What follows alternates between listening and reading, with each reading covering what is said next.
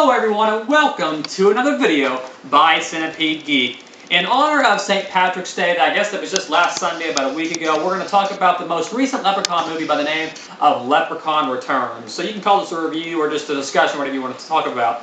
So the Leprechaun movies are always kind of guilty pleasures of mine. The old one, you know, with Jennifer Aniston back in the 90s, and then you had the goofy Leprechaun in space. I actually thought the first couple were pretty good. Once he went to space, once he went back to Hood with the gangsters and all that, got kind of goofy for me.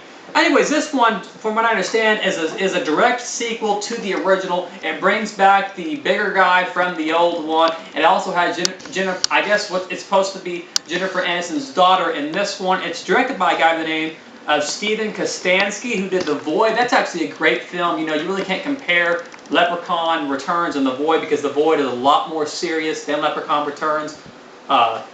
So what did I think of Leprechaun Returns? I actually thought it was pretty good. I will say if you're comparing the performance of Warwick Davis with the guy who played him in this one, which I believe his name was Lyndon, Lyndon Porcho, and forgive me if I pronounce his name wrong. If you had to compare the two performances, the old Warwick Davis guy had a nice kind of gargly, high-pitched voice, but this guy sounded more like, my wife had a nice deal for calling him the Pillsbury Doughboy. And while I know that sounds funny, that is actually what he kind of sounds like in the movie. So at times when he talks, he has, don't get me wrong, he has real nice one-liners, and there's some great death scenes in there as far as horror fans go. There's not a lot of sex and not a lot of nudity or anything like that. I don't think there's any nudity at all, really.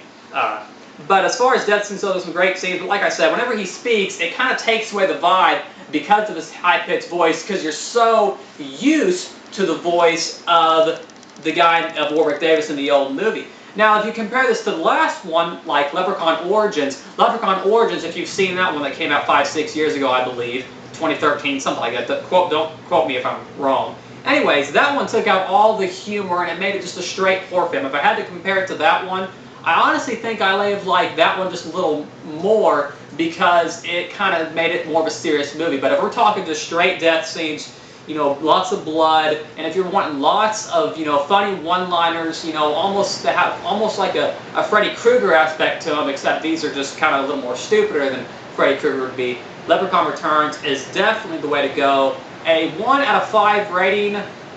I'll be honest with you, I liked it quite a bit, so I have to go with a solid 4 to 5. When it comes to movies like this, it doesn't take much to impress me just because I love movies that, you know, you don't have to really, you know, think too much about. They're just, at the end of the day, they're just fun films.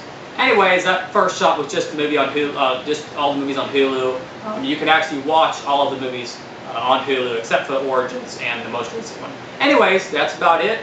Thanks for watching another video by Centipede Geek. Make sure to subscribe. Thanks for watching.